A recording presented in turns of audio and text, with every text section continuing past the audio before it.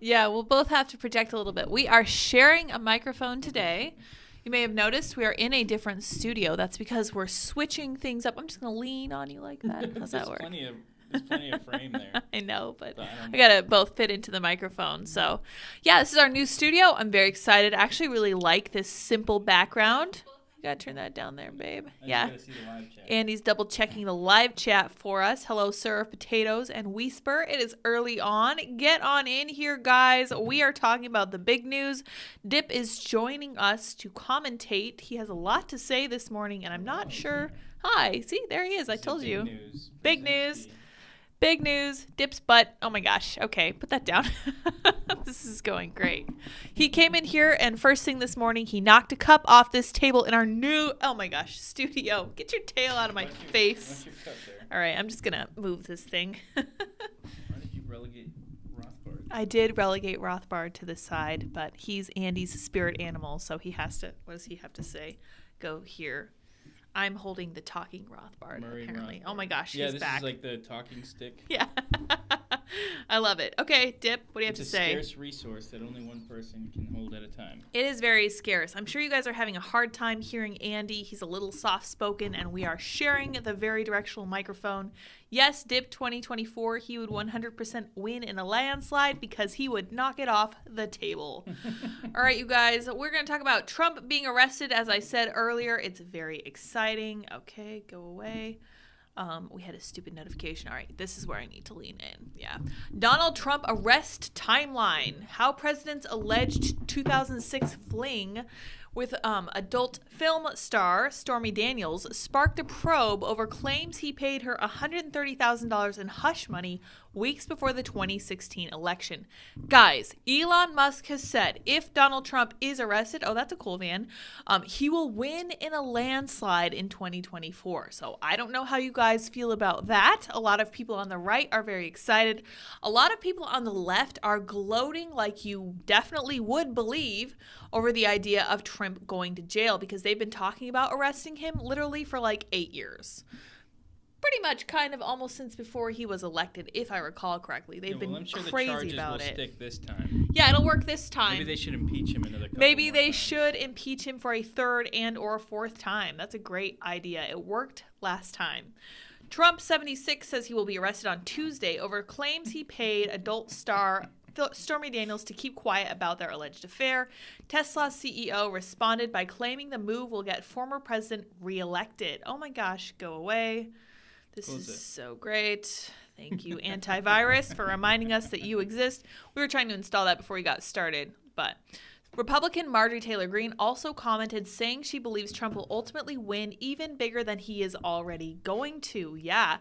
I don't think this is going to work how the left thinks it's going to work. What do you think, Andy?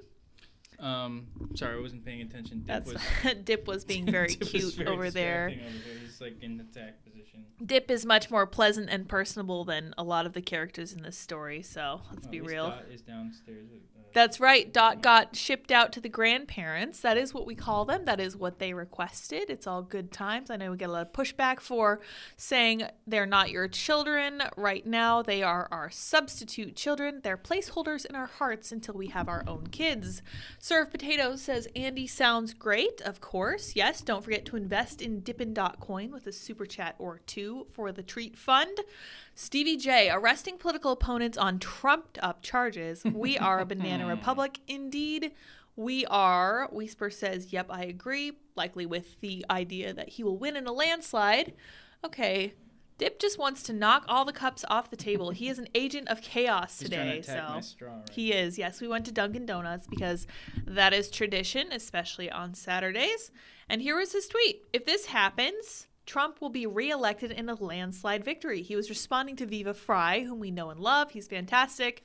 Great curly-haired lawyer from Canada. Republican Marjorie Taylor Greene says he'll win even bigger. This we know. She said Republicans who do not support the former president will be exposed and remembered, scorned, and punished by the party. Okay, this kind of talk I don't like.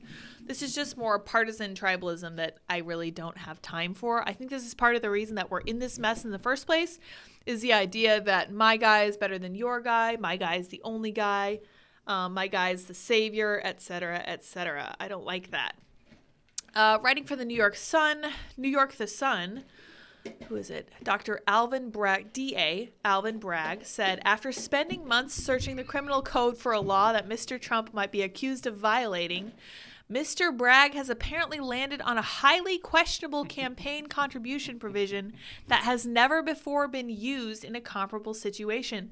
That's partly why we don't think it's going to work. You guys let us know what you think. But Trump is apparently very anxious about possibly being arrested on Tuesday. They have a date for it. Everybody's talking about exactly what it would look like. Do you guys think he's actually going to be arrested, or is it just like, okay, he is stolen the straw and he is off to the races? I have no idea what his plan was there, but he does have a straw now, so good for him. This is we should just turn the camera on Dip and then, just end the stream because he's way more interesting. This much bigger space for a studio. We can actually do different camera angles. We could potentially have, Dip in the corner with a Dip cam. Yes. Yes, you guys need to smash one if you are interested in seeing a Dip cam. I don't think we're going to have Dot in here, though, because we got this super nice new rug. Dot cam, we could run a cable out. Yeah, we might have to run a cable out to the other room. Yeah. But, yeah, I love the idea of having a GoPro on the cat. That's very distracting from this topic of Trump being arrested. I am concerned with the prospect of potentially arresting political competitors. What do you think? I think you focus too much on the bad news, and we're going to talk about some good news today, too. Don't worry. Dot. We can talk more about Dip and Dot. We love them. How to build good culture instead of, mourning the death of America and all that. Yeah, that's just depressing. But this is the breaking news, and it's interesting. Okay, we got some ones in chat. I will seize the means of suction. Dip the Marxist kitty. Yes, that's exactly what he was thinking. Is that the opposite? No. I'm asking people to tell me if they're interested in a Dip cam. Thank you, Stevie, for the contribution. I think that's what he's going for. Stuart says Mario's Twitter space is like a hornet's nest right now. I'm sure it is. There's a lot of attention on this topic right now. It's a huge deal. And I personally find it concerning because, as I was saying before you said that I was being depressing, I think it's actually a problem that we're even considering arresting potential future or political opponents. That really is Banana Republic third world country stuff. Serve Potatoes says, does Dip have an Instagram? Asking for a friend. Dip and Dot both have an Instagram. It's the Lighter Dips. If you know how to spell our last name, is LEITERDIPS. That is the Instagram handle, and he's going to put that in the chat. And I do post pretty frequent pictures of them. I posted most recently a picture of Dip that I titled Look Fat because he looks like a sack of potatoes sitting on the back of a chair. And Instagram tried to give me a warning saying that pictures with this title had been reported, but it's literally a quote from our current illustrious president, and I have no intention of taking it down. Hopefully I don't get a suspension on that. As I constantly say, Instagram is the most censorious platform I have ever used. I'm going to delete this one that didn't work. The title was Look Fat? Yeah, look fat. Literally just the words look fat. And they're like, we don't like that. That's terrifying. Yeah, I hope that we can get a camera set up for Dip and Dot down the road. Let's see. Yeah, so the possible charges they're looking at using for Trump are insane. They've never been used for this before. I certainly don't think it's going to stick. What are the that's charges? For sure. I didn't even hear that. Okay, so they're going just for that they were ridiculous. Let me read this again real fast. Earlier this week, Alan Dershowitz said indicting the former president would be targeted injustice, by the Manhattan DA Alvin Bragg. Writing for the New York The Sun, Dershowitz said, after spending months searching the criminal code for a law that Mr. Trump might be accused of violating, Mr. Bragg has apparently landed on a highly questionable campaign contribution provision. So this is all they have, guys. Literally all they have is this campaign contribution provision that has never before been used in a comparable situation. So there is no precedent for this, but they're going to go for it anyway. And I don't know if you guys have been kind of tracking this, but the DAs in New York have been really pushing all of this. I forget the lady's name, but she's been trying everything. She's literally been throwing spaghetti at the wall to see what sticks because she wants to get Trump in trouble so bad. Is it just a euphemism, throwing spaghetti at the wall? Well, she wants to see what sticks, and eventually a spaghetti noodle will stick. Now, there are grosser things you could throw at the wall, but we're not going to get into that because we are a family show and Dip is right here. Scott Miller says the charges are always the same. He's a big meanie and we don't like him. Correct. The charges are he is a meanie poo-poo head and we don't want him to win election again. I still don't understand what the charges are because every time you say them, I just tune out. Yeah, because they're so uninteresting. Every time I hear about Trump being indicted or, impeached again, it's like, well, he said something that we're pretty sure he really meant something different. Yeah. Well, he had that call with Ukraine that we're pretty sure was treason or whatever, and he had that call to Georgia. Well, that was another case where they were saying, oh, well, he said something, but we know what he really meant. Like, we know that he was speaking in that secret conservative language where, that ancient conservative language that they teach you when you grow up in the South or something. Yeah, well, honestly, that's one of my pet peeves is when we're like, oh, no, actually, we know what you were thinking when you said that. What you were actually saying is white people are great and black people are evil. So what you're saying is, oh my gosh, I hate that so much. 100% a pet peeve. Guacamole Man, welcome. Thank you for coming to the stream. Says, arrested for running for president. Yeah, I think that's pretty much it. You missed the beginning of the show, the wind chime. I'm sorry you missed a lot of Dip's butt. He was definitely up on the desk. He stole the straw from Dad's cup. Dad had to take the top off altogether. He's loving the straw. He likes little long pieces of plastic come off packages. Breaking news, Dip will be perp walked on Sunday. Wake up, sheeple. Thank you, Dane, for your contribution. That's exactly what's going to happen. Yep, Dane's here. We're gonna cat march him out instead of frog marching him. Dane is welcome to join us at any time. I'm going to have him as a guest some point down the road. We're going to talk about red pill, anti-feminist stuff. It's going to be a lot of fun. That is in the books for sure. And as we have this new studio, we're going to be doing a lot of fun stuff like bringing on a bunch of guests. We're going to be Skyping with them and we can have them in studio if they are nearby. We have some other major developments in the works for the lighter dips too, but we will let you guys know more as we know more about that. Stop Disparaging Dip was adorable. Yeah, but you could still see his butt. He's shameless about showing his unmentionables on stream. He really doesn't care at all. He has zero dignity when it comes to that. I know they say cats are dignified and graceful. Dip is none of that. He's a little bit like me. He's a little bit unorthodox. He's just doing his own thing. Hey, Dip, look at that. A straw for you. You want it? The straw is his now. He's looking at it. He's mesmerized by it. Russia's Ukraine invasion was funded by the high price of petroleum, courtesy of Biden, says Scott. Yes, that was certainly a factor and something that Biden will never take responsibility for. So, related to Trump, breaking news from the Post-Millennial says reports of January 6th detainees being moved from D.C. jail ahead of congressional GOP inspection. So this is something Andy sent me last night that we didn't have time to get into because it was already like 7:10 when we finally wrapped.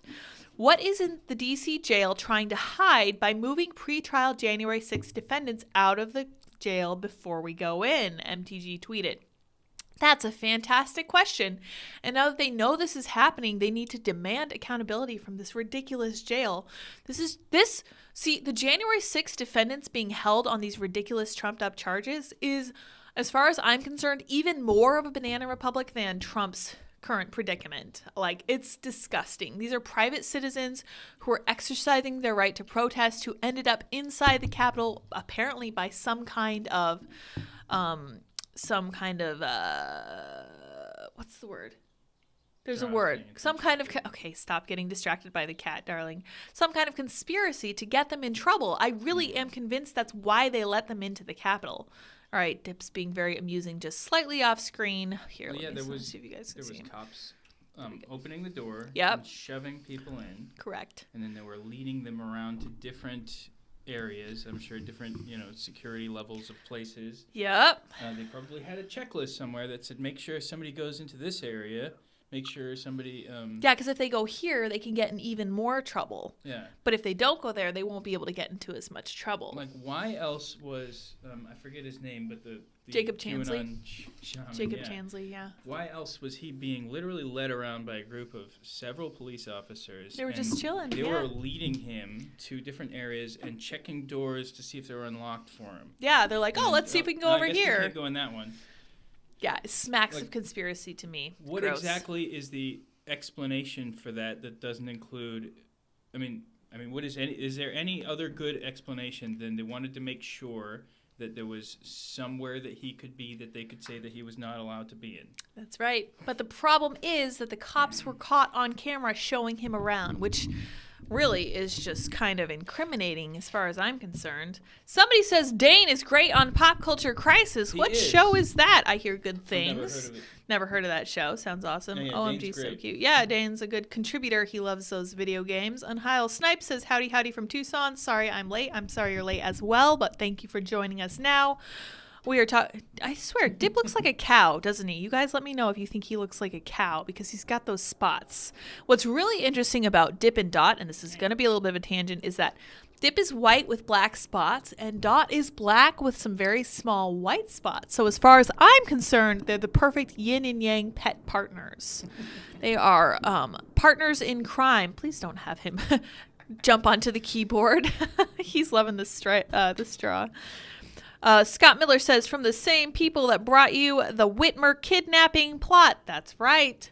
Very, very interesting. Sue Philly says, +1 like. Thank you for liking. Please make sure you like, share, subscribe, etc., etc. You know what to do. I think I retweeted it. There was some video of a suspiciously, he looked like one of those classically roided out...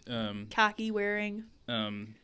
black ski mask, as usual, supposed Trump supporters breaking the window of the Capitol. There's an up-close video, and you see very clearly that he had an earpiece in. He was breaking it, and he was saying, all sorts of things that you would expect a Fed to say? Yeah, basically. Yeah. and then somebody said, hey, don't do that. Like, this is the people's house or something. Right. He turned around and he said, why did you break that window or something like that? Like, he tried to blame it on him, but it was all caught on tape. Oh, wow. That's crazy. You see the whole thing, and it's like, what's the explanation for that? There is no There's somebody explanation. with an earpiece. What's he, just listening to music while he's there? Oh, yeah, sure. Yeah, that's probably what it was. Dane says, Andy, I'm getting a dog. What should I name that matches with Polka? And I'm going to go ahead and say Dot. Because Polka and Dot. And Andy's going to roll his eyes again. Because we have Dip and Dot, which everyone loves when I tell them that we have all dogs are named Dot now. That's right. All dogs are named Dot. I've taken to calling Dot Nibbler because she does look like Nibbler from Futurama, and she's a black hole. It's constantly true. Nibbling. Consuming. It's true. She is definitely Nibbler at this point in her life. Southern Sunshine says, blessings from Georgia. Don't fall into a Ray Epps trap, y'all. Always good advice. Don't talk to the cops. Respect them. Obey and ask for your lawyer. Ideas Not Political Party says, what up, gang? What up? What up? All right, we're talking about the January 6th defendants right now and how they're being moved from the D.C. jail ahead of the GOP inspection. Marjorie Taylor Greene is all over that case. Let's not gloss over that, though, yet. Don't talk to the cops.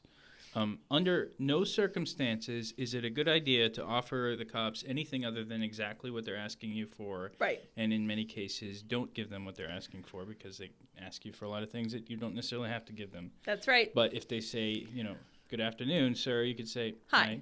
Yeah. You can be polite. If they say, let me see your license and registration, you give them that. You give them that, yes. But if they start asking you, where are you coming from? It's like, well, that's not really something I feel like discussing. That's private information. Yeah. Yeah, for sure. The shorter, the better. So, yeah. Yep. Private information, no thank you. Yep. Keep it short. Yeah, so the January 6th defendants, Banana Republic, Trump being arrested, also Banana Republic. What do you think that Dane should name his dog? Banana. His secondary dog. Banana? Polka and Banana? Polka. I feel like if Polka's name's Polka, Square Dance. How about Dip was also named for a dance, much like Polka. River. I am what I am. Thank you for your super chat. It says Snacks for Cats. It's amazing. That is the fun. Literally all of the money that I earn on YouTube. We actually have a new charity crypto called Dip&Dot-Coin. Yep, Dipcoin. St. Miles, sup? How's it going, Banana? I like Disco. Disco is a great name. Oh, I like Disco. I would name a second dog Disco or a second cat Disco Dip&Dot. That'd be amazing. Jess Arlee says our government has kidnapped and illegally held innocent American citizens without charge for over 2 years because of their mere presence at our nation's capital on January 6, 2021. Yeah. That is entirely correct. I honestly, sometimes I look around at the world and I'm like, I cannot believe that this is where we're at today, because I'm sorry, I did think this was America until recently, but it turns out that it's not. It's actually a third world country / banana republic. Really, really good stuff for sure. All right, you guys, here's a fun one that I wanted to cover. It's kind of more lighthearted. Newsweek decided to fact check. Did Greta Thunberg delete claim that humanity will end in 2023? Let's find out. Did they fact check that it was correct? They fact checked that it happened at all. So let's see what they have to say. Climate activist Greta Thunberg repeatedly courted criticism of influential conservative politicians and public figures like Senator Ted Cruz and former President Donald Trump. That's correct. It's an impressive landscape of brow furrowing. Brow furrowing. That's really something. Yeah, I agree. She's too young to look like that. I kind of feel bad for her. I feel like she's been super brainwashed and now she's just being used as a pawn. A recent war of words between Thunberg and Andrew Tate. That's trans. Since he became a lady. A 10. A 10 female trans. Yeah. Okay. Anyway. Maybe that's what that conversation was about. Andrew Tate was briefly thought to have directly caused a social influencer's arrest in Romania. I don't think that was the case. Oh, Dane, I like that name. Dane. Blues. Yeah, is a good Blues idea. To go along with Polka. Dane. I like that one. I can tell that you have an iPhone. Yeah, that's a great idea. You can tell he has an iPhone. Nice. Now the 20-year-old has been called out by right-leaning commentators for allegedly deleting a tweet predicting that 5 years ago humanity would be wiped out because of its use of fossil fuels. Tweets posted by conservative commentator Charlie Kirk, Dinesh D'Souza, and Bridget Gabriel between March 11th and 12th have been viewed cumulatively more than 2.2 million times, claiming Greta Thunberg deleted a tweet posted in 2018 predicting the world would end in 2023. Now, this is something that I have a big problem with because a lot of conservative media has taken this up and said that Greta Thunberg was saying that some scientist is saying that if we don't do this thing by this time, then the world will end at that time. But they weren't saying that the world will end in 2023. It said the world will end in an unspecified amount of time. But then everybody took it up as saying that the world will be done in this year currently that we're in. But that's clearly, not, it can be read, and probably is what he actually meant was that the world will end if we don't, because they say, this is like the cutoff for when we have to turn things around. Right. And to me that was obvious, and it was really annoying to see everybody kind of misunderstanding the meaning of it. Now, I think it's bullshit. We are trying to be family show? friendly. We're trying. This is our natural us. Although I feel like that word is getting less and less BS. It's BS. It's nonsense. Yeah. I agree. It's poppycock. I think that's, like, first of all, we don't know enough about the climate to be able to predict that precisely. Right. Anything about it, let alone down to the whether year. Or not, some specific amount of climate change is going to like be bad for humanity or good even. But it's also just frustrating that they were unable to kind of like parse through the words of the tweet. Now, it is obviously ridiculous that she's going back and deleting a tweet. Is she? This isn't okay. Yeah, so we haven't gotten there yet. But here's what I found. So while you were talking, I took the contents of her tweet and I Googled it because I was curious if this was actually a thing that was said in 2018. And I found an article commentating on it. Doom headline: Humans will go extinct if we don't fix climate change by 2023, from 2018. And it says top climate scientist, blah, blah, blah. In a recent speech at the University of Chicago, James Anderson, a professor of atmospheric chemistry at Harvard University, warned that climate change is drastically pushing Earth back to the Eocene epoch from 33 million BCE. So that is just BC, because Common Era is literally predicated on the birth of Christ, but they refuse to admit that because they hate Christianity, but I digress. When there was no ice on either pole. Anderson says current pollution levels have already catastrophically depleted atmospheric ozone levels, which absorb 98% of ultraviolet rays, to levels not seen since 12 million years. His assessment of humanity's timeline for action is likely accurate, given that his diagnosis and discovery of Antarctica's ozone holes led to the Montreal Protocol of '87. While some governments have made commitments to reduce carbon emissions, Germany has pledged to cut 95% of carbon emissions by 2050. Anderson warned that those measures were insufficient to stop the extinction of humanity by way of a rapidly changing climate. Instead, he's calling for a Marshall Plan-style endeavor in which all of the world takes extreme measures to transition off fossil fuels completely within the next 5 years. So again, that was in 2018 that he said that. And we are now in 2023, and literally the headline is in what her tweet was. Yeah, so let's look back at what we were looking at initially in the other browser. While the website is no longer online, archived copies of the article Thunberg allegedly tweeted have been saved. The article, which quotes, again, as we just found out by our own research, which is not hard to do. Guys, I have to tell you, please do your own research. If somebody, I mean that very, very sincerely, it's not hard to figure it out. And you can reverse search images to make sure that they came from the place people say they came from. You can pretty much look anything up. You can confirm anything or deny anything yourself just by looking on this fantastic tool we have called the internet. Strongly recommend using it as much as possible. All right, this does not say that humanity will be wiped out in 5 years, however. Okay, so that's how Newsweek is getting around this.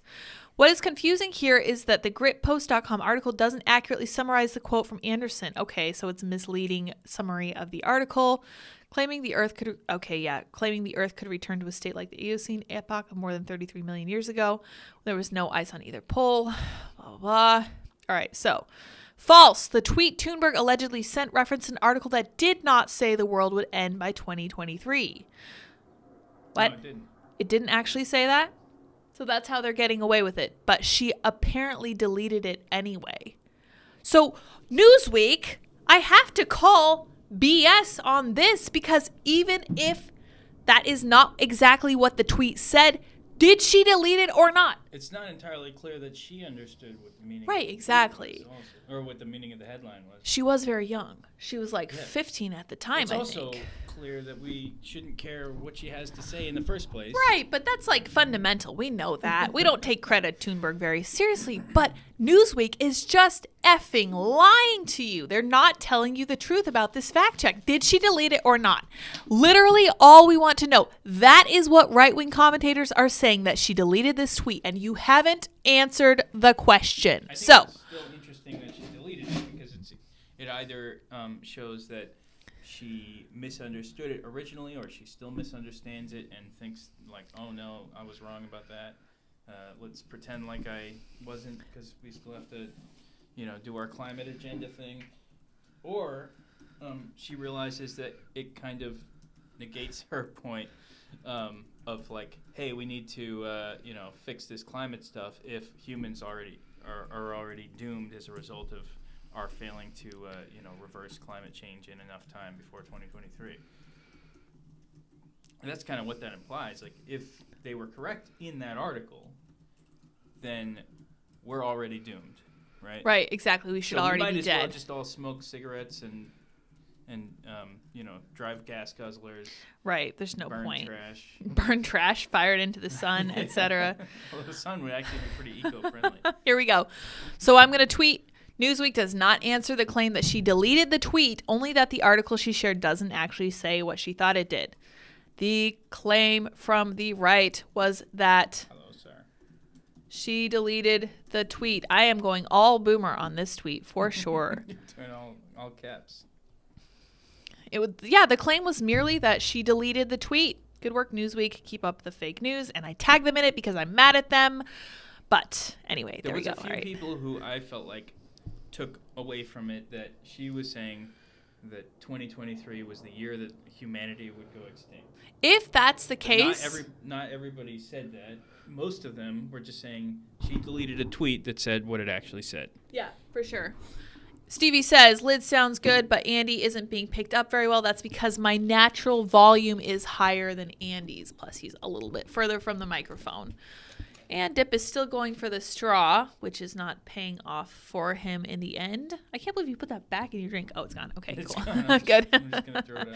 Anyway, Newsweek is full of nonsense. I do like that they try to bring in opposing viewpoints. They have like op-eds that are pro and anti certain topics. So I think that's a really cool thing. But at the same time, be honest. Seriously, answer the question honestly. So when you do a fact check, you ask the question, what is being shared? And is it true or not? Did she delete the tweet? I constantly have this dream and this goal of getting a leftist to sit down and just answer the effing question. That would be the title of my show. Because they don't. They didn't answer the question of whether Greta deleted the tweet. All they did was say, the article she shared actually meant something different. Is the tweet still on the site? Yes or no? That's all we care about. Carter says, I miss Andy's warm chuckle. Aww. Carter says, sub for Dip. How dare you? You better be sub for Andy. I miss going in for sound check before IRL sound every day. Chirps. And Carter's angelic voice would be singing, his latest. Mr. Sandman, typically, yes. Yeah. Yes. Beautiful. Good times. All right. Yep. There we go. Dip's knocking cups over again, as is tradition for him. So there's some really fun stuff that I wanted to get to today as well. Oh, you know what?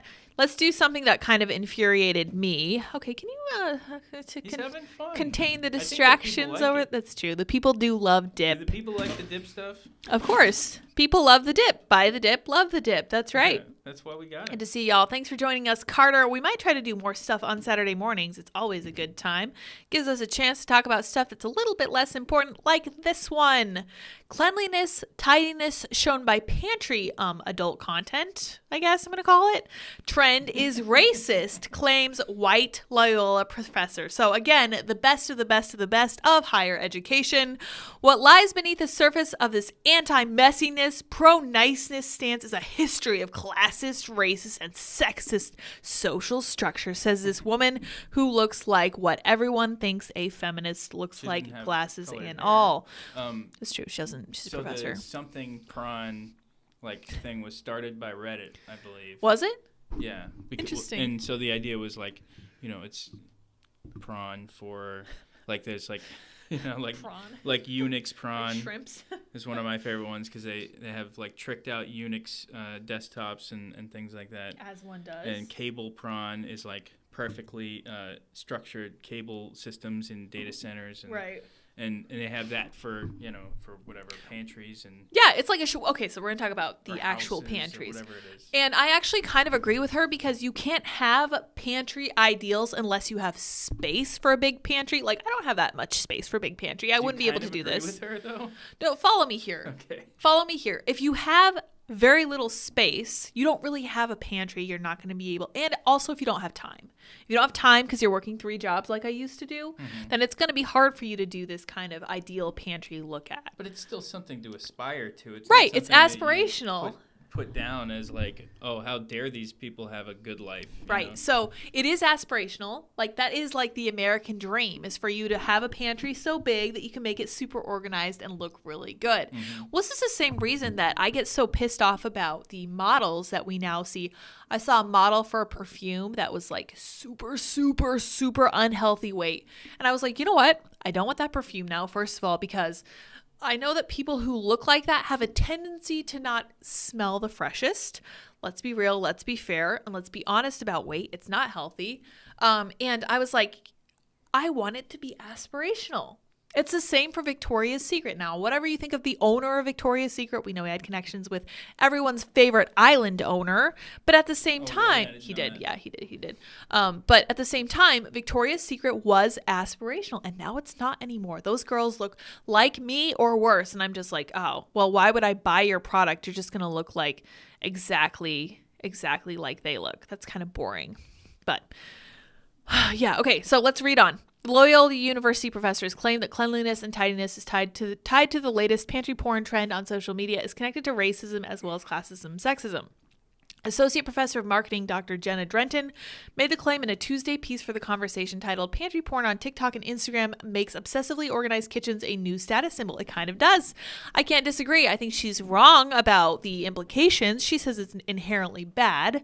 I say it's not. I say it's aspirational. I say it's really neat and can help sell products. As a professor, an associate professor of marketing, she should think it's great. Like, it's a good way to say, hey, you know what? You should buy this super cool organization tool, etc.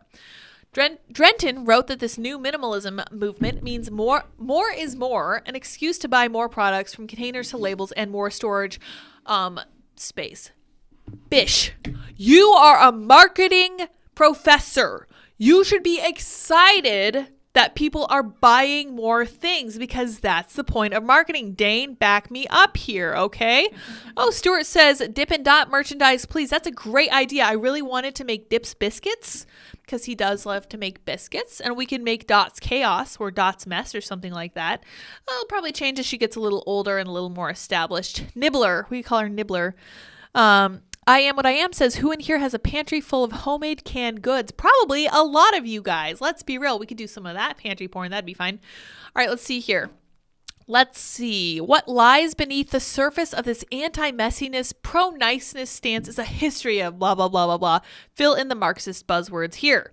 She stated that pantries as a status symbol emerged in the late 1800s, noting that 85% of newly built homes in America, over 3,500 square feet, feature a walk-in pantry, and credited celebrities like the Kardashian-Jenner family for its prominence. In the 1800s, that's when slavery. That's right. That was when slavery was. Oh my gosh, that means pantries are basically slavery. Oh my gosh, end of the world. She wrote that most of the influencers she saw posting such pantry productions were white women. Oh my gosh, it's the end of the world. That's the worst women. Well, to be fair, it actually is, but not in the way she's thinking, who demonstrate what it looks like to maintain a nice home by creating a new status symbol, the perfectly organized, fully stocked pantry. Yeah, what's wrong with that? The professor also tied the rise of pantry porn to the COVID-19 pandemic, of course, because everything's tied to COVID, everything's about the pandemic, writing that keeping stuff on hand became a symbol of resilience for those with the money and space to do so. Okay, again, and the work of upkeeping a stocked pantry often falls to women in the household. Oh my gosh, it is sexist. Pantry porn as a status symbol relies on the promise of making daily domestic work easier. But if women are largely responsible for the work required to maintain the perfectly organized pantry, it's critical to ask easier for whom? That's right, it would be easier for women. It would be easier for women to have highly organized, super well-stocked pantries. What is wrong with you? Do you care about women or not? As a marketing professor who doesn't apparently want to sell things, I have a lot of questions for this lady, and I just have to say, let's just leave pantry porn the way it is. I think it's cool that people are organized and that it's kind of an aspiration. I also would like to be super organized. I don't really want necessarily like the big pantries like that, but I like the idea of being able to find everything I need when I need it. It's a great goal to have. What do you guys think? I love the idea of having all kinds of home canned stuff. Make sure you don't get like listeria or anything. Make sure you can carefully. 694 Abel. Hero. Hello. I call him Hilo. Hero. Yeah, Hero. Hello. Yeah, Andy says hi. I Am What I Am says YouTube has a lot of different canning channels. That's correct. Stevie says, I would like to try canning, but I've never done it before. Yes, check out YouTube channels. Lots of tutorials. Stevie said, okay, yeah. So part of the reason that we're doing this stream is so that we can talk about the future of this show. Right. I think Dip and Dot merch. Yeah, that's a great thing to do in the future. I love that idea. It is indeed the stupidest argument ever. Thank you, Dane, for chiming in. It's true. Thank you for your contribution as a marketing professional. It's like they're competing with each other, and there's not a whole lot of new ground to cover. It's so boring. So it's like, and there's no like logic or reason to any of it. So there's no like interesting new argument you could come up with when there's just no rules. It doesn't make sense. So you're just like coming up with the most absurdly like, wow, this mundane thing is somehow racist or sexist. Oh no. That's kind of what they're competing about. It's not like, how do we find like some logical conclusion that there's no eureka moment in critical theory. You know why? Because they can't find a solution. They never can, because if they found a solution, they would be out of work. Well, notice that they never talk about what the world would look like where everything's fixed, right? They never talk about any concept of like what does the actual like good version of government or anarchy, whatever they want, look like if they're successful and we put them in charge for 100 years, so they have plenty of time to fix all these systemic white supremacy, all that stuff. It can't be fixed. What does the world look like? But it sounds to me like their concept of the universe is basically white supremacy and the patriarchy are the water that we're swimming in, and we're the fish. That's right. There's no way around it. That's just how it's going to be. So what's the answer then? I'll tell you. Here's the problem. Everything's racist. Everything's sexist. And you have to call it out all the time. I think Anita Sarkeesian said that probably in 2018. No, that was way before. Yeah, it was a long, long time ago. But she's right. All they want is to destroy the status quo. They have no alternative. There is nothing in which to put in its place. And I find that troubling because I don't like the idea of being led by people who want nothing but to destroy the status quo. That's not enough. You have to offer your alternative, and then you have to make the case that it's going to work really well, and you need to demonstrate that. But they can't, and they won't. These people can't even order pizza on the phone. They live in their parents' basements. These are not our saviors. They're just utopian thinkers. I do like this show. Thank you, Hero. We like you as well, especially when you say nice things about us. Dobie says, I have something like one of those pantries. It is weird they are attacking the very act of self-sufficiency. Yeah, see, I think that's part of it. I think that's at the heart of her argument. Time is white supremacy. No, I think with the COVID-19 pandemic, people started to notice that the people who were prepared are the people who don't trust authority. Now, those people, those are your enemies. They're trying to tell you that, which I think there's a lot there. I Am What I Am says sharing of foods is the best way to drive culture. Yes, correct. They can't have that either. You can't share your food. You have to get it from the big corporations. If you share your food, you might make friends with your enemies, even if you don't agree with them on politics. So breaking bread is considered, that's a pretty universal sign. That's an archetype. Yeah. And a feast is always something that you do when big families come together. Right. When you win, or when times are good, or when you want to bring everyone together. When the community is coming together, they eat together.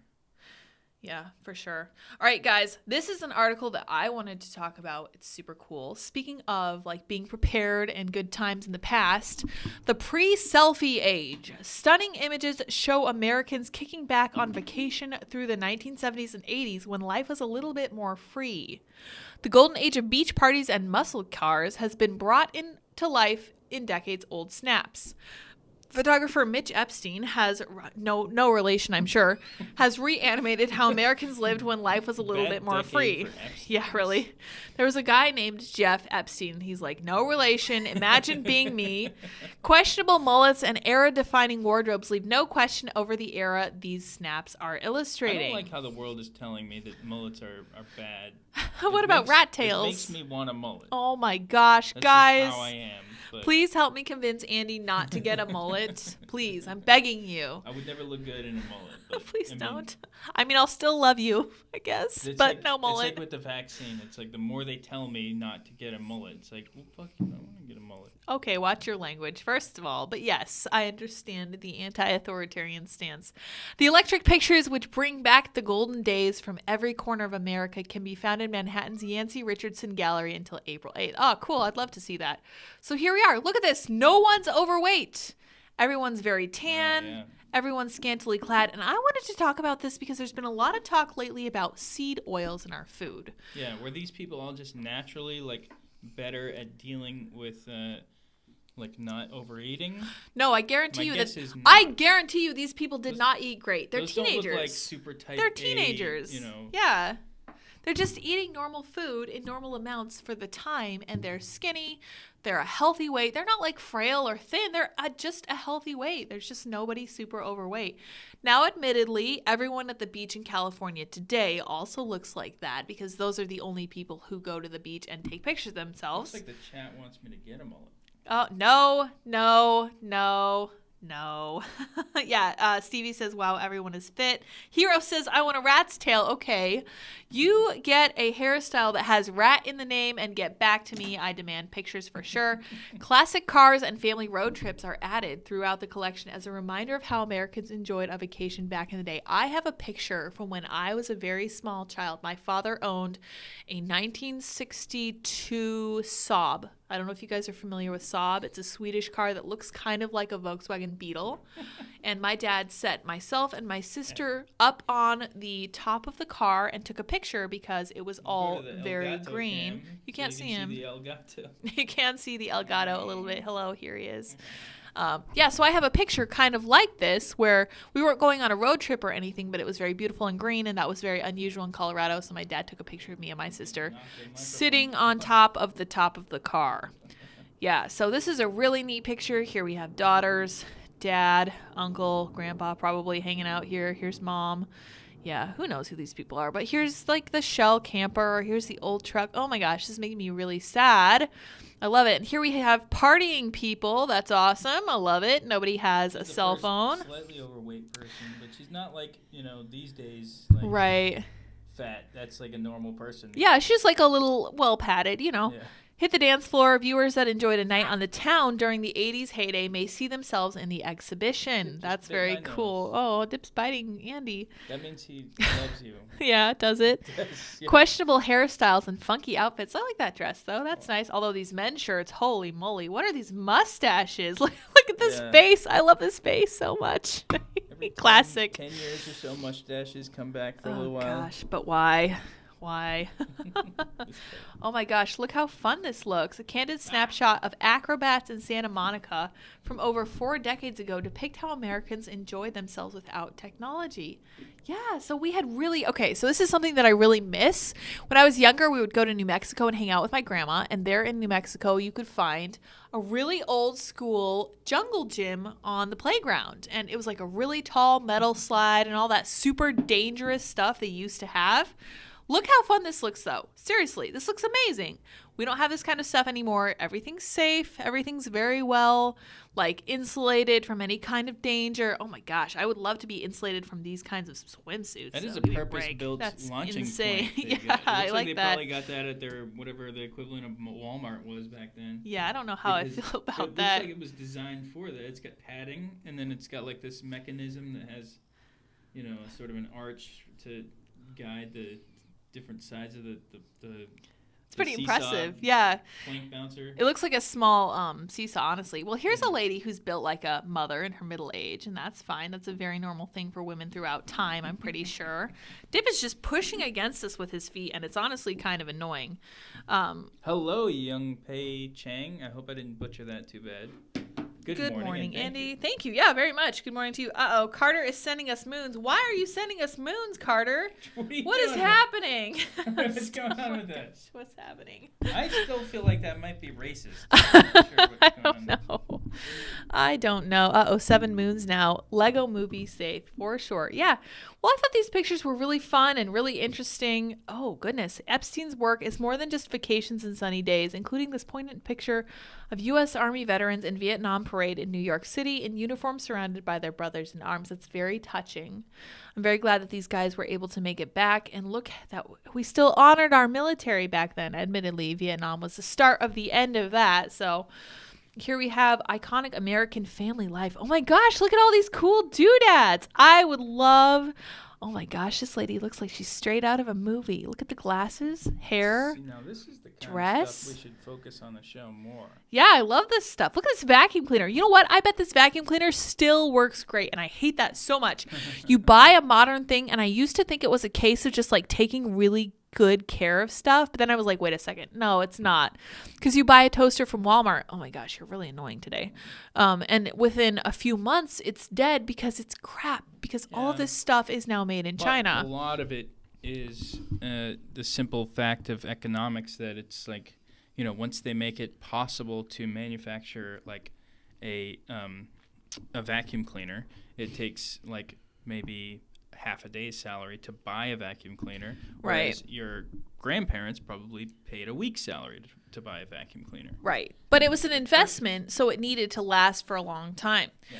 We rode bicycles, gasped without helmets. Well, to be fair, I never wore a helmet either, just because we lived out in a country. Sir Potatoes says Sour Patch Lyds merch with Andy's mullet on it. Oh my gosh. Young Pei Cheng says pronunciation 100% correct. Andy, thank you very much for joining us. Oh, thank you. Yeah, in the 80s. Mm-hmm. You're welcome. Yeah. I don't know. I'm thanking you for thanking me. It's like the Bob's Burgers song. Scott Miller rode a bike all the time, never with a helmet. Stuart says in the 80s we used to BMX, skateboard, roller skate. We were hardly indoors. Yes. Honestly, that was part of my childhood too. I still rollerblade. Yeah, he does still rollerblade. Occasionally. When we were younger though, BMX bike. when we were younger, we were constantly outside too though, right? I certainly was, like, because like we lived in the country. We were always outside because we knew that if we went and bothered my mom, she would give us chores to do. So we're like, I'm going to stay away from mom by all means. Let's see if there's any more pictures. Oh, this is so cool. My parents have pictures like this because we were in Colorado. They have a picture like this from their honeymoon where they drove up on a mountain. My dad's just in a t-shirt. My mom's wearing a sleeveless shirt or something. And they're standing on a mountain pass. They're not using binoculars, just looking at the camera, right? But they're with my dad's cool car because that was like his main thing when he was younger. So this one was taken at Glacier National Park in Montana, offering the archetypal look back at the American holiday, right? So that's so cool. Like, I feel like this is, well, it is from a bygone era, but I feel like we're missing that now. I think the key to getting back to this is to just do it with your family. Like, go to Glacier National Park. Go traveling and go doing things with the people that you love and care about, and make sure that you're not missing out on that, because we still have the chance to do that. We look a little different and we weigh a little more, but we still have the opportunity to spend all this time with the people we love. Am I wrong? Mm-hmm. I'm wrong? Okay, cool. Thanks, Andy. Wait, sorry. I was reading the chat. Yeah, okay. Don't put me on the spot. I like to put them on the spot. It results in really funny answers sometimes. What was the question again? Well, I said the way to get back to this is to just do stuff with your family, with your community. What I'm always saying is I'm kind of an agorist. He is an agorist. I think that in order to build the world that we want to build, it's like the politics is downstream from culture thing. Like, civil rights didn't happen because the government decreed it with their legislation. Right. Civil rights happened because there was a massive uprising of people who decided that was the way to go in the future, and the politics just kind of followed it and then wanted to take credit for it after the fact. Right. You know, that's how actual change is made. That's why I like things like Public Square. I do work there, but I was a big fan of it before I started working there, because I think economic change is one of the best things that you can do to change culture. To help. Well, money is a good way to incentivize cultural change. That makes sense to me. But, building a parallel economy is, one of the biggest ways that we can actually affect culture. And, it's all these woke companies that are doing a lot of the the things that are causing so many problems in this. Right. It's not even necessarily the government. Yeah. It's our money being used against us in ways that we don't recognize. That's and when why it is the government, so it's often because woke corporations are, giving them kickbacks. Right. Right. It's and people say like, I wish this person would run for president. It's like, please don't. If you really want to make big change in the world, don't run for president. Right. Start a grassroots organization. Family. Start a business or start a charity, whatever it is. Do something to affect the culture. Write music. We have Carter in here. That's right. He's been affecting the culture with his #1 singles. Yeah, that's right. Yeah, very cool opportunity he has there with Timcast. Yeah, the chat is full of positivity. Be professional and get your cat out of there. Absolutely not. No. Dip is an esteemed member of the team. It's a Saturday morning. We are chilling. Thank you for joining us anyway, but I don't think that anyone wants us to get rid of Dip, and Dip loves being around us. I'm sorry our cat is so affectionate. Adopt a cat. That's my advice to you. Let's see here. Somebody says, Hero says, I believe it's the small things that keep evil at bay. We only think they're small. The family is no trifling matter. It's one of the most important bulwarks against this kind of negative cultural change, for sure. Somebody else was saying that they believe that America can be saved. I don't know if that's true. I hope so. I would love to go back to the kind of era where those pictures were taken. Absolutely, I think it can. Can we get back to that, Andy? I always use the example of like MySpace. I remember when MySpace was the biggest thing on the internet, and everybody just assumed like, oh, okay, so this is social media. From now on, MySpace is the biggest company in the world because clearly social media is the future, and they've gotten in the door first, and everybody just it was the same thing with like AOL before that. Right. People just assume that the biggest thing now is going to be That's how it's always going to be. It feels like you can't just overturn it yourself, so right. It's just always going to be that way. But then Facebook took over, and then 100 other bigger companies overtook MySpace, and it always feels like right now the big scary thing is just going to be like that forever. Right.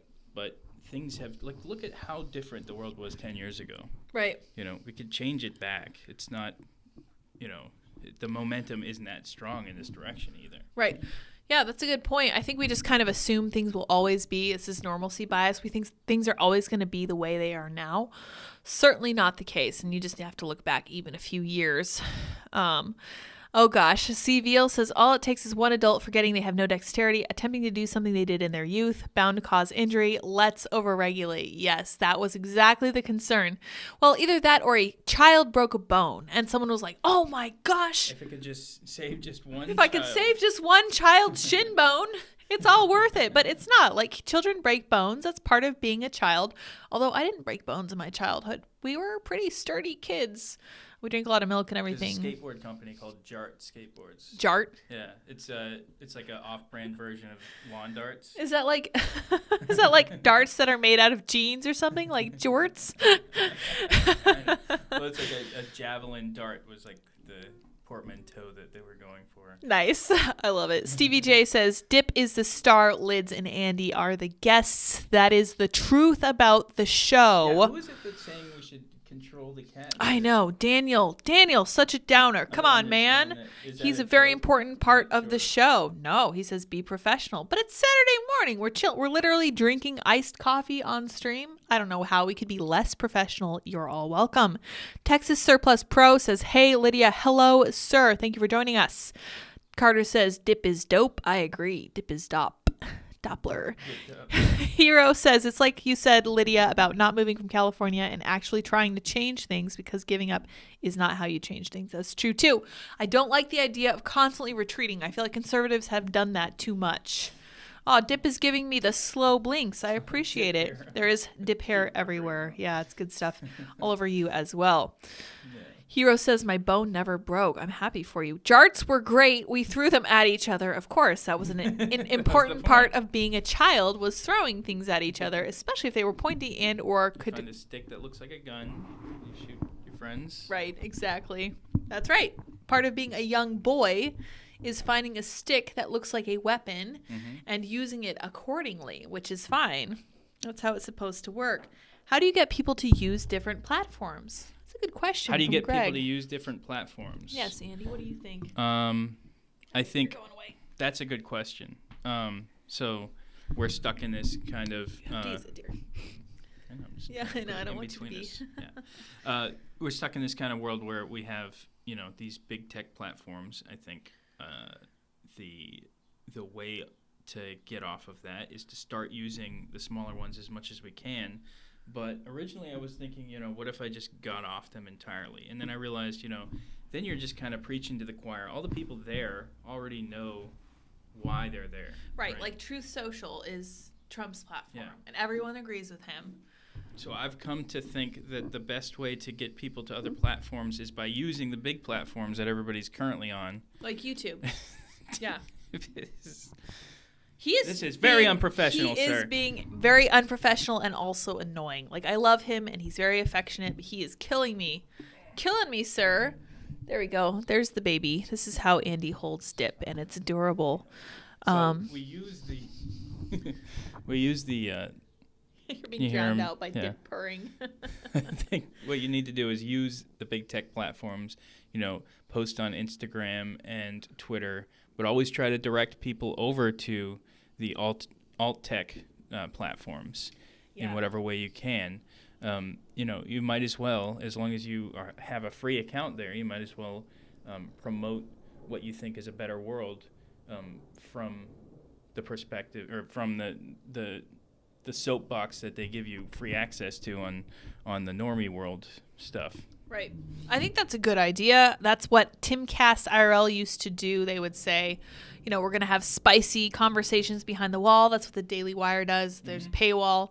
You can pay for the more cancelable takes. In fact, Media Matters does that with the Daily Wire. They literally pay for subscriptions so that they can listen to Michael Knowles and try to pin him on different things. Greg, that's a big thing is offering exclusive content that for whatever reason, you can either say, like, you can't get this on the other ones, or they won't even allow this on the other ones, Yeah, exactly. Yeah, Greg was saying something along the lines of identity politics has made it so that people will currently don't get along with each other like they did in those pictures and probably won't again. That's one way to think about it, but what I found when I was researching, like, some of the polling on what people thought they disagreed with others on, 81% of people firmly believe that politics is not a reason to discount someone as a person. Like, that is an overall understanding of humanity by other humans, and it's a huge majority. In America? Yes. Yeah, at least in this poll. You see this super chat? Oh, thank you, Stuart. Appreciate that. Death is a cessation from the impressions of the senses, the tyranny of the passions, the error of the mind, and the servitude of the body. That is from Marcus Aurelius. Yes. Stoicism has very interesting takes on everything. I have a quote from Seneca literally on my desk in front of us. Here's Epictetus and two different ones from Aurelius. Also one from Shakespeare. So I love Stoicism and recommend it to everyone. Dane's best advice is to develop an email list. Over my decades of work, I've realized it's digital gold. I love that too.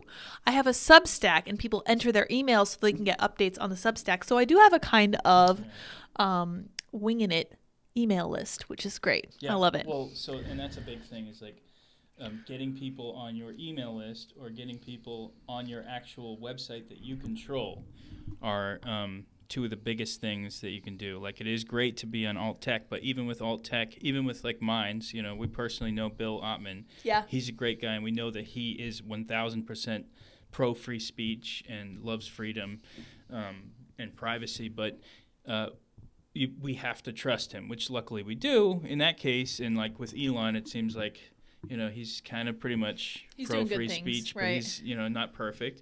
But we can't rely on single points of failure. Right. The best way to do it is to get our own websites out there and to not be relying on these big tech platforms to, allow us to speak our minds. Yeah, because or make a living in the case of creators or online retail of whatever kind. Right. Well, especially with Twitter, I always feel like such a simp when I'm like, oh my gosh, thank you so much for literally allowing us to exercise our constitutionally guaranteed rights. Like rights that the Constitution recognized came from God and should not be interrupted by any kind of authority, including big tech, including government. Yeah, so. but the problem is that we open ourselves up to, we don't have a right to be published on somebody else's servers, and the idea that we should have free speech on Twitter, it's like they allowed us to have free speech for a while, and so everybody just assumed like, oh, this is basically the public square. But it's like, no, somebody owns that server. Right. If you want to have free speech, you need to own your own server. Yeah. That's an important lesson in independence. You need your own. You can't just expect billionaires to purchase you a printing press. Yeah. I think that's a fair way of putting it. Yeah. Yeah.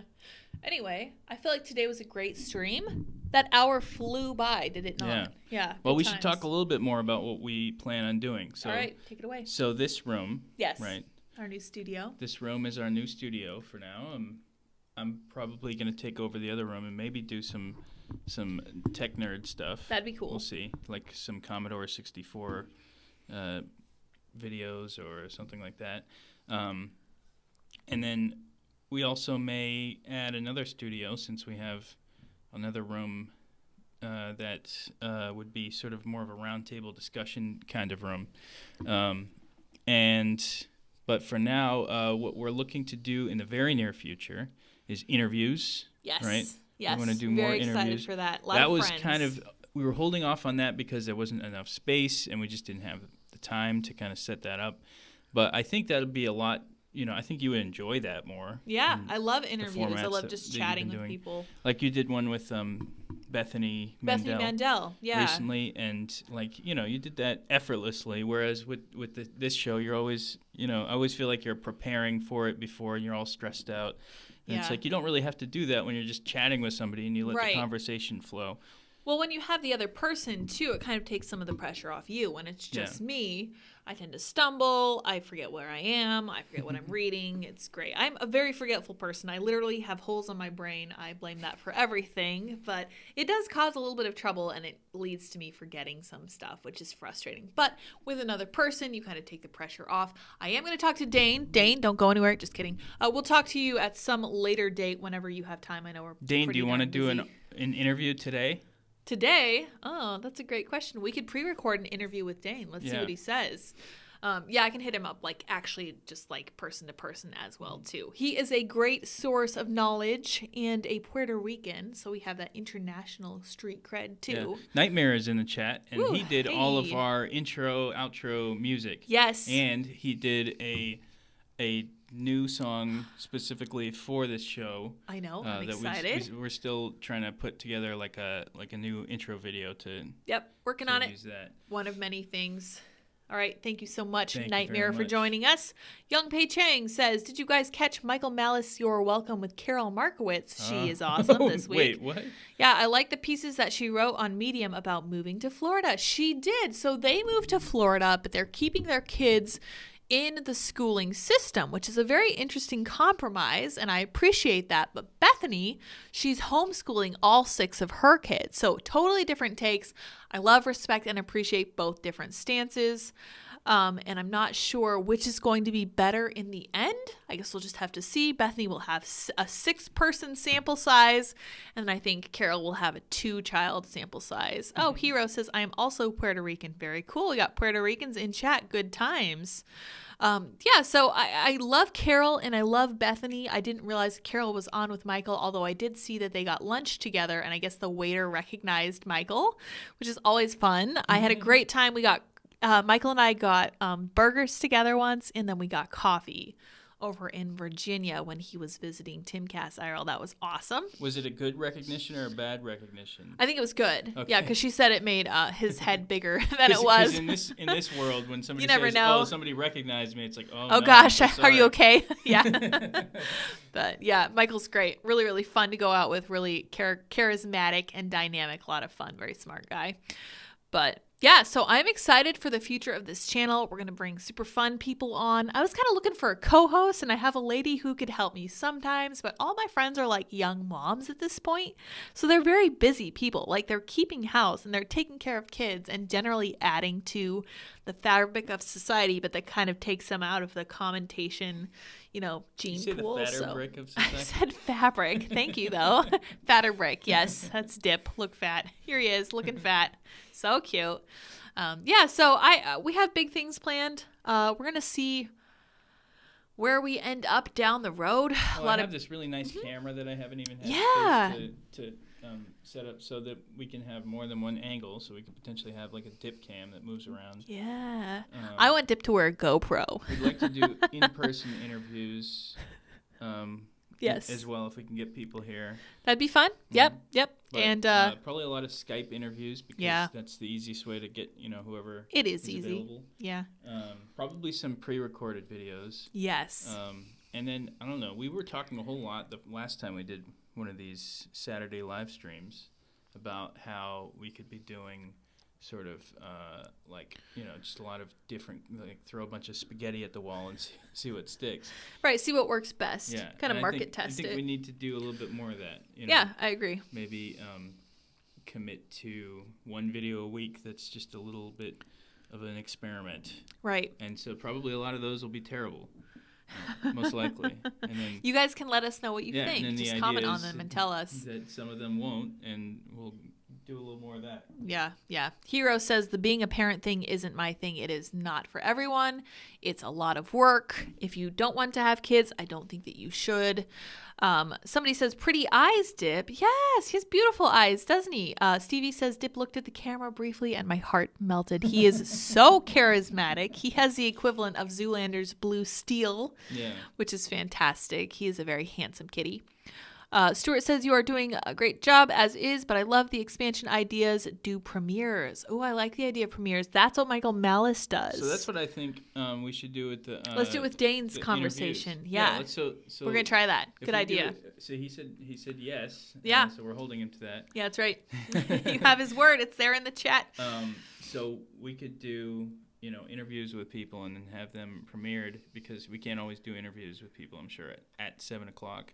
Yeah. Oh, are we moving to 7 o'clock on We Monday? might move the times to 7 p.m. on weeknights because that seems to be more workable for the working class, whom I love and care about very deeply. Well, it's also better for the people in... in other time zones. Because we are such an early time zone. We're the earliest. 4 o'clock in Pacific time is not great, but at least it's like at the end of the workday. If people maybe got all their stuff done, they can start watching. Right. Keenan says midday margarita mommy meetup. So that's actually an idea that I had where we had like a mom meetup. No margarita. Probably not margaritas, but what I did instead was start a group chat with a bunch of my friends who are young mothers or expectant mothers, and that was awesome. That turned out to be a really great resource. Well, and part of it is you've been talking a little bit lately about how we shouldn't necessarily encourage this sort of like wine mom culture. Yeah, right? We can talk about that too. So I like the alliteration, obviously. Midday mommy meetup I think would be good. We have triple M. Yeah. Midday mommy meetup. Marmalade. No, you just need 3 M's. That's all you need. I think 4 might be a little excessive anyway. But yeah, we have a bunch of different ideas. I still would like to do the book club, but it becomes very easy to just be like you reading a book. It's hard with copyright infringement. You don't want to step on anybody's toes and all that stuff. Really? Yeah. So unless it's like public domain, then you will have a problem of like, why are you, you know? You can't read passages. Yeah, you can. I don't know. Yeah, you can. I think there has to be a maximum amount. There's no content aware thing that's searching just your words to make sure that you're not plagiarizing or anything. I don't know. So you can do that. We could put that behind a paywall too. That would be a good way to make sure that people are actually interested into it. Put it on Rumble, where I'm sure the algorithms aren't searching for that as much as on YouTube. I like the idea of putting it behind a paywall. We also do need to get on Rumble because then people have the investment and they're like, oh, okay, I paid for this, so I'm gonna like actually do what they're saying to do and read the book and join in. Yeah.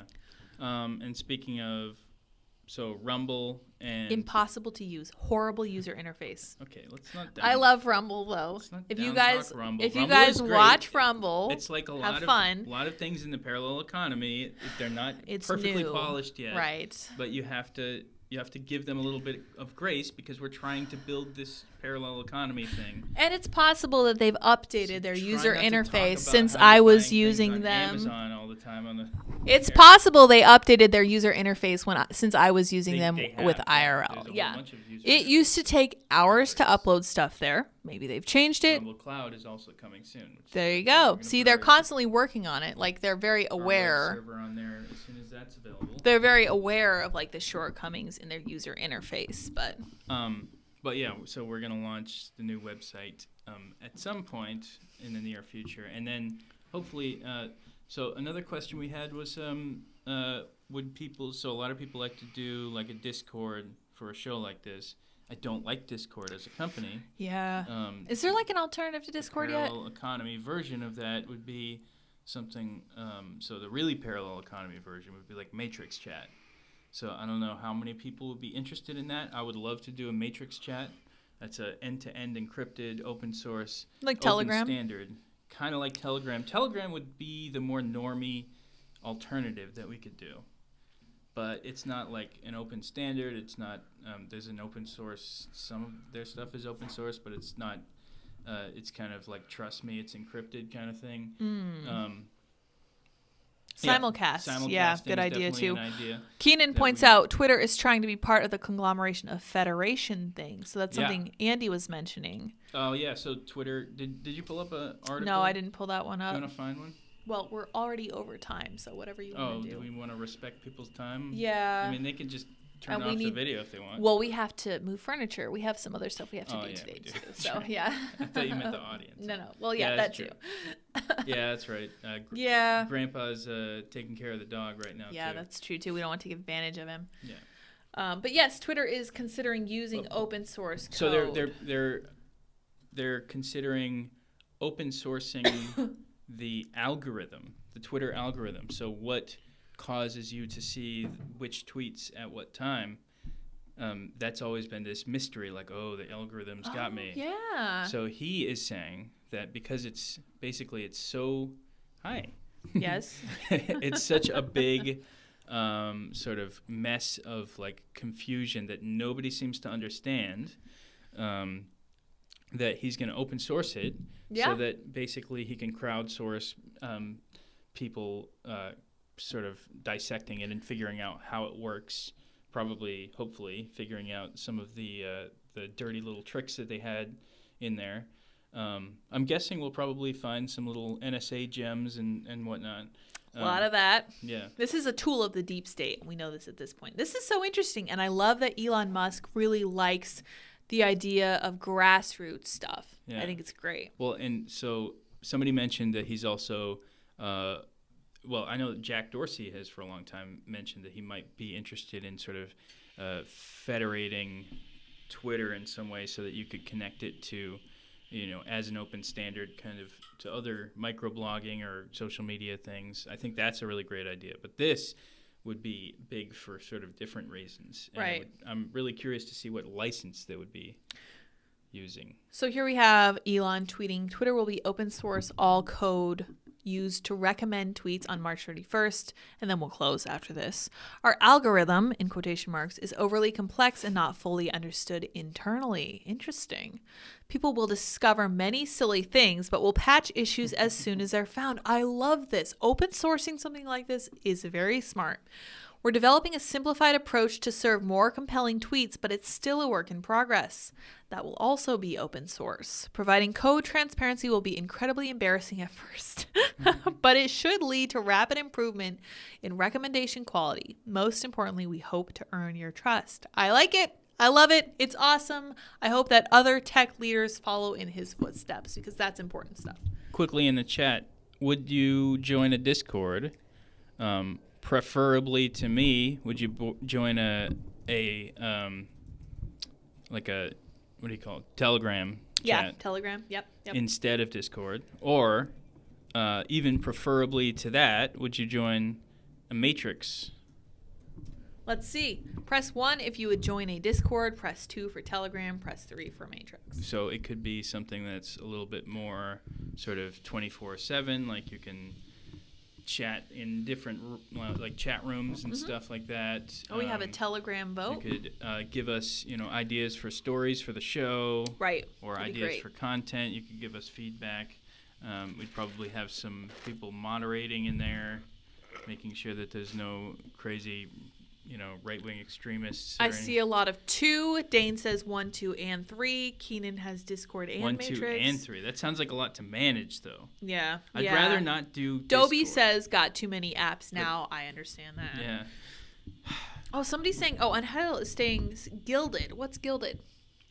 I think that's like an alternative to Discord. Okay. Is it open source? That's the question. I don't know. So the idea behind Matrix, and another thing about Matrix is you can use the web interface. It's not on the Element Project's website to join like a Matrix chat. So anybody could join it without having to install the app necessarily, although it's going to be clunkier than having the app, Yeah, so Gilded is not open source. Yeah, it's just kind of an alternative, I think, to Discord. Yeah. Which is good, and I like, anything that's a kind of a you need alternatives. Parallel economy is always good. You need a free market for sure. Planet Fatness is saying there's always Rumble, which true. Does Rumble have its own like Discord? Do they have a Discord chat type thing? I'm not sure. If so, then that would be a great option. There's also, of course, so we could build the Matrix chat functionality into the website. That's one possibility. Okay. But I want to get something together that people could do now. Dane, what do you think? Maybe we should talk about this on the Dane stream. This will be one of the things we talk about, so you guys need to check that out. Whenever we put that up, I'll tweet about it, follow me there, etc. Because he's the marketing genius. That's right, he is, and he's been talking to me about the channel, and I'm excited about it. Okay, thank you guys all so much for joining us. We've gone over by about 20 minutes at this point, which is actually less than I expected, but we really appreciate your time, and we want to respect it. So we're going to let you go do all your own chores, and we're going to do some of our chores as well. Smash like, share, etc. And make sure that you are subscribed. I saw that we lost a few subscribers. I'm sure that was just on accident because YouTube is terrible. Because I know no one would voluntarily unsubscribe from the channel. It happens. When was so that? It goes. I don't know, over the course of the last month or whatever. It's like 15 people or whatever. Not a big deal. But make sure you are subscribed before you leave. Moonface Carter. Thank you, Carter, for joining. Thank you, Jane. The last of the pro, super fanatic people. We don't need fanatic people in our audience. We love all you normal people. CVL says, thank you both for the breakaway for my Saturday chores. You are welcome. Hopefully you enjoy the rest of them. Always good to see you regulars in the chat. It's great to see some new people in the chat. Yeah. I think we should do every time we do this, which is once before and now. Yeah. We should make this like a regular thing. We should. That's correct. I agree. Let's make it happen, Andy. Yeah, one's in the chat if you think this is a good show that we should keep doing. Of course. All right. Thank you, guys. We're going to let you all go now. We will see you next time. And until then, you do it together. Well, I was going to do it, and now you made it weird. Okay. We'll see you next time. Until then, bye, guys.